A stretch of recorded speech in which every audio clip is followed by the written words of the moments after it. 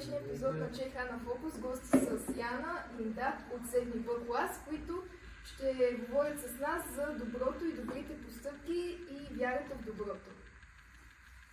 Първо да започнем с основния въпрос: какво за вас е доброто и как може всъщност да го определите с ваши думи?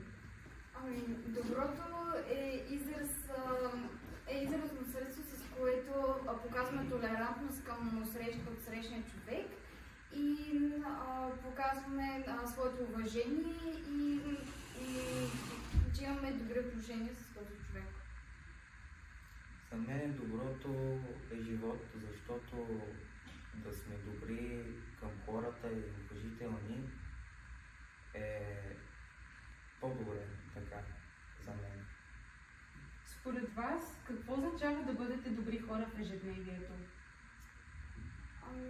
В ежедневието всеки човек трябва да притежава добро, защото така душата, мислите са ми чисти и всеки човек, който притежава добро в себе си, според мен може да се нарече човек с главнича. И за мен е така също. Какво ви мотивира да правите добри постъпки всеки ден в ежедневието си? Не знам, средата, слънцето, природата толкова са чисти, просто са толкова всичко е чисто. Защо ти не си чист като водата в реката, като слънцето? Добре, например, ако имате лош ден, как вижте добро? Защо го вижте? Ако ви е лош ден? Все пак това е само един ден, не цялата година ми е лоша. Мога просто да поема дъх дълбоко,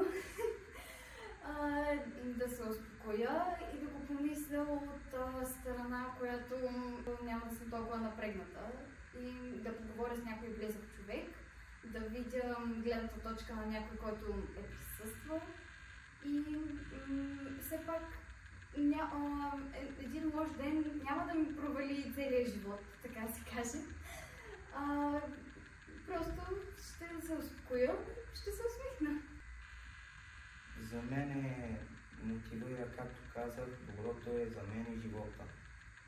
Тоест, ако не правя добро за един човек, няма да ми е добре. За вас доброто трябва ли да е нещо голямо или може да е дори малки неща? Според мен доброто по-често случаи са малки неща, тъй като малките моменти създават голямото чувство в нас за как виждаме този човек и след постъпка всеки може да усети като пеперуди, не знам как да го опиша, като нещо хубаво, все едно, изпълваш се, че имаш такава мисъл да направиш такова добро и че си постъпил така. Доброто нещо трябва да е голямо, защото доброто помага за всеки човек винаги. Малките неща също обаче много може да ни променят живота, ежедневието, може да ни помогнат. Да те докоснат. Точно така. И примери за малки неща, които вършите всеки ден. Някакъв пример. Например, ако сте в автобус, винаги мисля, че сме достатъчно големи, не е нужно да седим като малките деца по седалките. Може да отстъпим на човек с багаж, на по-възрастен човек, на майка с дете. Също като цяло толерантността към останалите също е вид доброта, защото човек отсрещния човек вижда, че вие се опитвате да направите нещо добро. Според вас, вярата ли прави човека добър или всъщност добрите постъпки, които всички вършат, те поддържат вярата в хората? Според мен и двете са взаимни, те се поддържат и за да поддържаш една вяра, трябва да вършиш добро. Така че според мен е взаимно и двете са правилни. Зависи в какъв момент и как го разбираш. Да, зависи от гледната точка на всеки. Индат, че си мюсюлманин, а ти си християнка. Затова бихте ли ми обяснили какво е добротата във вашите религии? Добротата в нашата религия е едно Корбан Байрама. Ние правим корбана и раздаваме на бездомните и бедните хора и така се получава добротата. Ами да, в християнството го има това, че трябва да се обръщаме с всеки човек с добро. Друг пример, който искам да дам, запомнила съм го от детството ми заради класната ми в първата четвърти, госпожа Иванова. Значи, тя ни беше казала, че с всяко добро, което правим, и като бумеранг ще ни се връща при нас.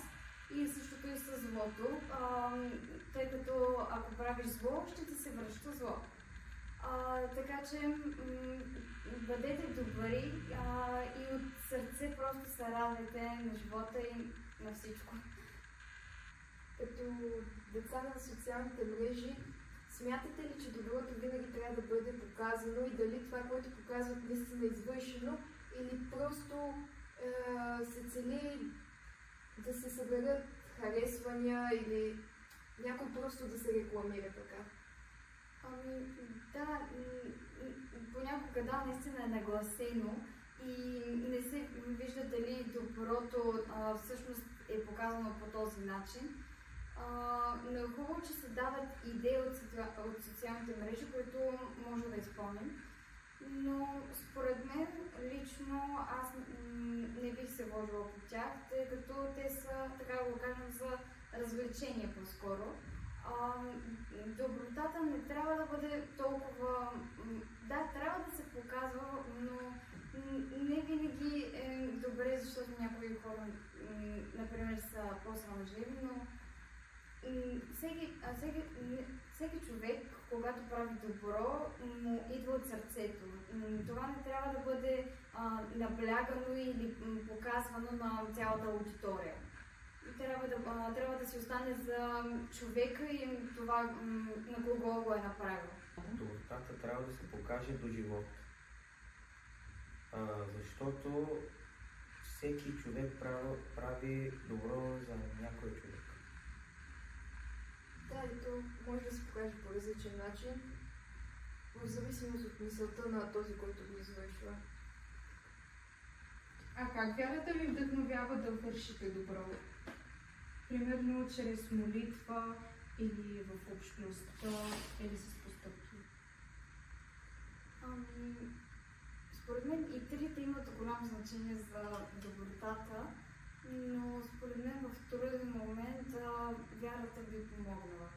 Тъй като в ситуация, която ни е натъжила или, както казах, в труден момент, ни трябва някаква подкрепа, която не винаги може да кажем на близките. И според мен това е, както казах, да се докоснеш до Божията мисъл. За мен така трите общности са големи, но за нас молитвата е всичко. Как да го обясня? До живота. Можете ли да ни дадете пример за такава молитва? Ние, мюсюлманите, когато започнем някаква работа или нещо, винаги казваме Бисмиллахи Рахман Рахим. Затова ще почвам молитвата и най-първо ще казвам Бисмиллахи Рахман Рахим. Сабха лиллахи ма фи самавати ва ма фил арди ве хувел азизул хаким. Това означава всичко, което е на небесата и всичко, което е на земята, възвеличава Аллах и Той е всемогъщият мъдрият. Добре, си. Би ли представила твоята молитва? Да, първо преди да я представя, много християни винаги казват в труден момент или в всякакъв момент благовърви и аз след него. Тоест, че ако нещо не стане по начина, по който ние искаме, това е пътят на Бог, Той го е избрал. И това, което сме си пожелали, не винаги може да е толкова добро, колкото сме си мислили. Сега ще прочета молитва в скърби и злополуки. Вечни и милосърдни Божи и многомилостиви Отче наш, мъките и тежките неволи, които са нас сполетели, страшно измъчват душата ми. Но понеже на Тебе е така и угодно, аз всичко доброволно понасям.